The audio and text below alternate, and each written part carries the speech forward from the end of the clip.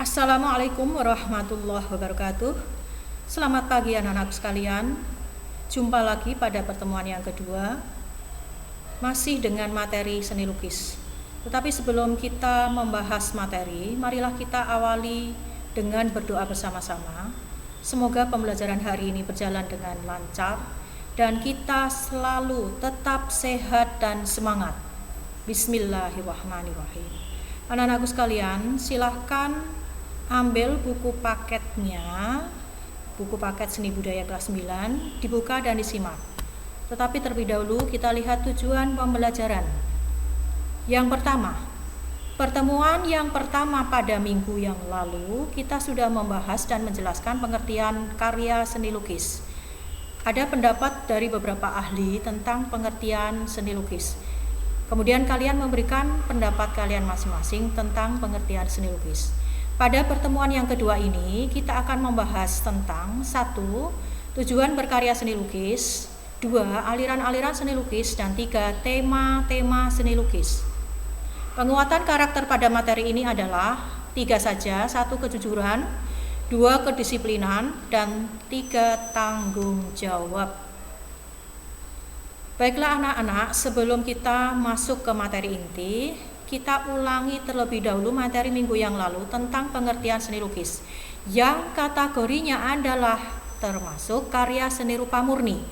Sedangkan karya seni rupa murni adalah termasuk dalam kategori karya seni rupa. Maka kita bahas pengertian tentang seni rupa dan pengertian seni rupa murni.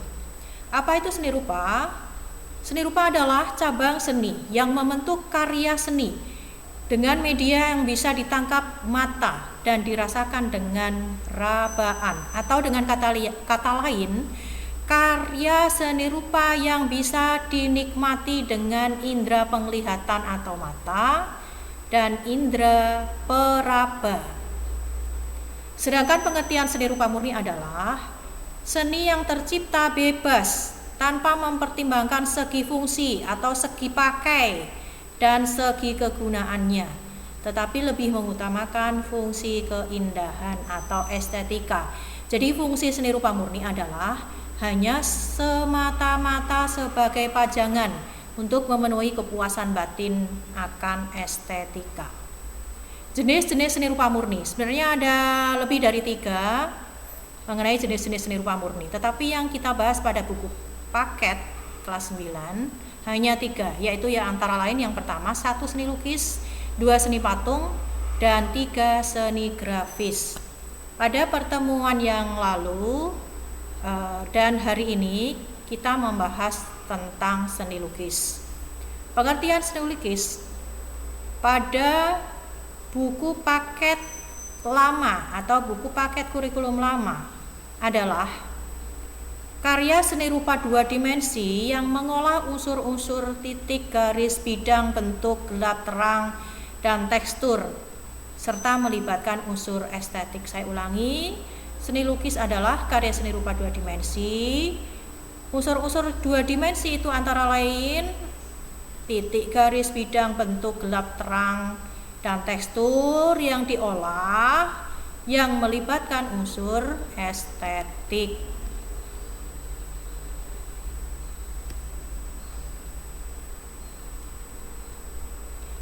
Sekarang masuk ke materi inti, yaitu tujuan berkarya seni lukis. Silakan disimak buku paketnya, keterangan dari beberapa tujuan berkarya seni lukis ini. Yaitu yang pertama, tujuan religius. Jadi fungsinya untuk religius. Jadi karya lukis itu diciptakan adalah berfungsi untuk sebagai tujuan religius. Yang kedua, tujuan kritik sosial, digunakan untuk mengkritik tentang keadaan sosial. Kemudian tujuan ekspresi, tujuannya adalah untuk mengekspresikan jiwanya atau menuangkan isi hati. Yang keempat, tujuan komersial, ini tujuannya untuk tujuan ekonomi, untuk diperdagangkan. Kemudian aliran-aliran seni lukis. Ada 2 golongan, yang pertama adalah representatif, yang kedua non representatif. Aliran representatif dari kata representasi yang artinya sesungguhnya. Arti dari representatif adalah sesungguhnya atau nyata. Jadi, perwujudan gaya seni rupa ini menggambarkan keadaan yang nyata dalam kehidupan masyarakat atau keadaan alam. Sedangkan aliran non-representatif atau abstrak mengandung pengertian suatu bentuk yang sukar dikenali. Bahkan bentuknya sama sekali meninggalkan bentuk alam. Kemudian yang termasuk aliran-aliran representatif antara lain ada 6, 1 romantisme, 2 naturalisme, 3 realisme, 4 impresionisme, 5 ekspresionisme, dan 6 surrealisme. Saya urutkan seperti ini sesuai dengan urutan perkembangan zamannya. Dari romantisme, ini zamannya Raden Saleh Syarif Bustaman, karena beliau adalah seorang tokoh peletak dasar atau pelopor seni rupa modern. Yang pertama merombak seni lukis yang beraliran tradisional menjadi seni lukis yang beraliran modern. Ini aliran romantisme. Nanti ketika saya menjelaskan pengertiannya, saya akan menyebutkan tokoh-tokohnya. Sekarang akan saya jelaskan mengenai pengertian dan dari kata kuncinya. Romantisme kata kuncinya adalah roman, artinya cerita. Naturalisme kata kuncinya adalah natural, artinya alami. Realisme kata kuncinya adalah real atau real atau realis, artinya nyata. Impresionisme dari kata impresi, artinya kesan.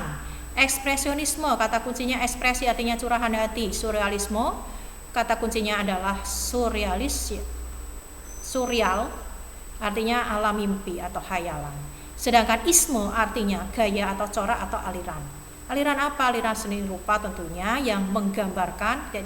Jadi kalau digabung adalah isme itu gaya atau aliran seni rupa yang menggambarkan. Kalau romantisme berarti menggambarkan cerita. Itu sudah betul. Kalian membuat pengertian, tinggal mengingat dari kata kunci, kemudian arti dari ismenya. Nah, kalau ditambahkan, itu bisa ditambahkan dengan cerita yang dramatis. Nah, itu lebih lengkap. Naturalisme berarti apa? Aliran seni rupa yang menggambarkan alam. Nah, alam apa? Alam, keadaan alam ya, secara nyata, secara keindahan-keindahan alam yang diperlihatkan lebih indah dari apa yang dilihatnya. Maaf ya tadi kalau saya menyebut nyata, kalau nyata itu real ya, berarti lebih indah. Pada zaman itu ada yang disebut dengan zaman Moi India atau Indonesia Molek. Karena yang digambarkan aliran-aliran pada waktu itu adalah aliran naturalisme yang menggambarkan keindahan, apapun digambarkan indah. Kemudian realisme adalah aliran atau corak seni rupa yang menggambarkan keadaan atau keadaan kehidupan yang nyata, apa adanya tanpa ditambah-tambahi. Nah, itu realisme. Yang keempat adalah impresionisme, gaya corak atau aliran seni rupa yang menggambarkan kesan. Kesan apa? Kesan pencahayaan yang ditangkap secara spontan. Jadi penggambarannya tidak detail seperti naturalisme, tetapi hanya yang terpenting, yang diutamakan adalah gelap terangnya dari pencahayaan.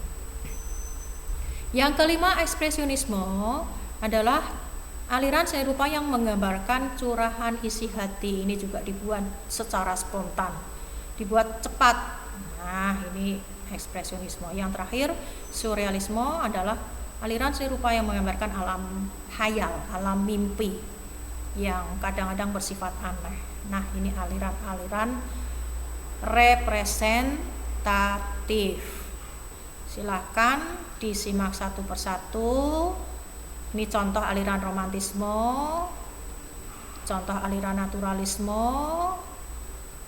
contoh ini masih naturalisme. Ini karya Basuki Abdullah. Kemudian ini aliran realisme.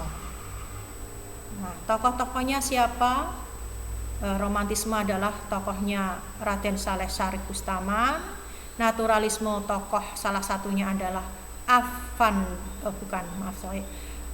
tokohnya adalah tokohnya adalah Basuki Abdullah. Kemudian realisme tokohnya adalah S. Sujoyono salah satunya, dan ada tokoh-tokoh yang lain. Kemudian aliran yang lain adalah impresionisme, kemudian ekspresionisme, tokohnya adalah Avandi. Ini adalah karya Van Gogh, tokoh barat. Kemudian ada surrealisme dan sebagainya. Silahkan dilihat tokoh masing-masing dari aliran. Sedangkan aliran yang kedua adalah aliran non-representatif, antara lain abstraksionisme, kubisme, dadaisme, pointilisme, fauvisme, futurisme, elementarisme, dan lain-lain. Jadi masih banyak aliran-aliran yang lain yang termasuk representatif. Kalian tentunya tidak perlu mencari, atau boleh silahkan mencari tentang pengertian